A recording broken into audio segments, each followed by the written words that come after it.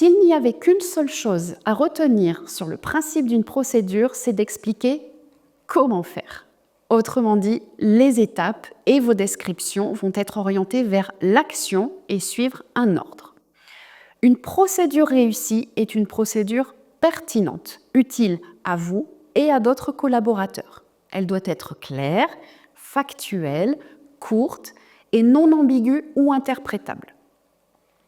Une procédure, elle va correspondre à un contexte, à qui vous vous adressez et donc quel niveau de détail avez-vous besoin de noter.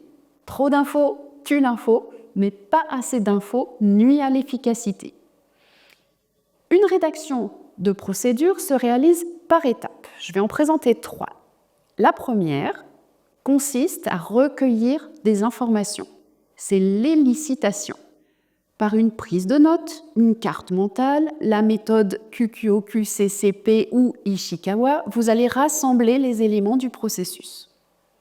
La deuxième étape, c'est la rédaction. Dans l'ordre, vous allez d'abord tout noter. Vous vous occuperez à la fin de la mise en forme du document, de la mise en beauté. Les actions, dans l'ordre, du début à la fin. Des phrases concises et claires, pensez aux autres lecteurs, mettez-vous à leur place. Au lieu de compléter le document, notez par exemple « remplir les cellules de la colonne J ». Employez un ton actif. Le ton actif est plus direct. Par exemple, plutôt que « le document doit être envoyé à un tel », écrivez « envoyer le document à un tel ». Ça, c'est le ton actif. Si besoin, utilisez des sous-rubriques qui se distingueront avec des listes numérotées ou à puces. Et si besoin également, replacez le contexte et privilégiez le jargon métier, quitte à passer par un glossaire, dictionnaire en fin de procédure. Nous avons vu le recueil des informations, puis la rédaction. La troisième et dernière étape est la phase illustration avec des éléments visuels. Ce n'est pas toujours ni utile ni indispensable, mais si des points sont trop longs à rédiger, alors l'image va faire gagner du temps et de la compréhension. Avez-vous une idée des illustrations qui peuvent venir sur une procédure? J'en citais quelques-uns. Des organigrammes, des matrices, des maquettes papier, des diagrammes, des images, des photos, tout simplement, des schémas, etc.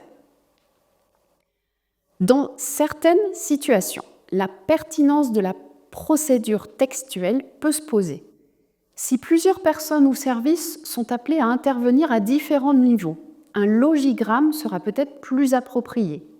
Un logigramme, ça correspond à un diagramme d'activité. Sous cette vidéo, vous verrez 2 exemples de logigrammes dits en couloir, avec les responsabilités de chacun et les flux d'activité qui circulent d'une personne ou d'un service à l'autre. À l'usage, il est convenu qu'une forme ovale représente le début et la fin de la procédure. Un rectangle représente l'action à accomplir. Un losange est, lui, l'étape de décision, oui, non, vrai, faux. Et les flèches relient ces logigrammes.